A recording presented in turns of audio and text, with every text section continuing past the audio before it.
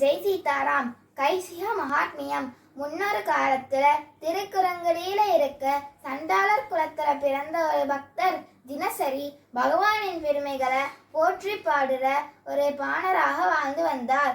ஏகாதசி எல்லாம் விரதம் இருந்து திருக்குறங்குடியில இருக்க மலை கோயிலுக்கு சென்று இரவு முழுக்க வீணை இசைத்து பாடி முடித்து துவாதசி அப்ப கீழே திரும்பி வருவார்.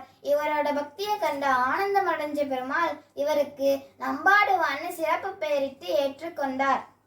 ஒரு சமயம் என்னாச்சு, கார்த்திகை மாசம் சுக்லபக்ஷ ஏகாதசி அப்ப நம்பாடுவான் மலை கோயிலுக்கு செல்லுற வழியில ஒரு பிரம்ம ராட்சஸ் நம்பாடுவானை வழிமறிச்சு, நான் உன்னை இப்பவே சாப்பிட போறேன்னு சொல்லுச்சு.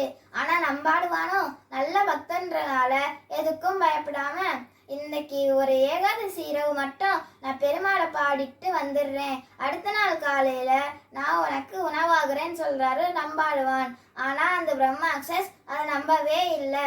அதனால நம்பாடுவான் சொல்றாரு, நாளை காலையில நான் திரும்பி வரலைன்னா எனக்கு 17 விதமான பாவங்கள் வந்தடையும்னு சத்தியம் செய்யறாரு.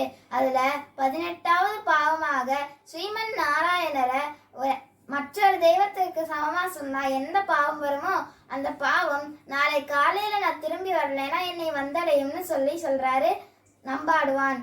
ஆனா இது கொடிய பாவன்றனாலையும் இத கேட்ட உடனே பெருமாளை பாடி ஏகாதசி விரதத்தை முடிச்சிட்டு வர நம்பாடுவான பிரம்ம ராட்சஸ் அனுமதிச்சது.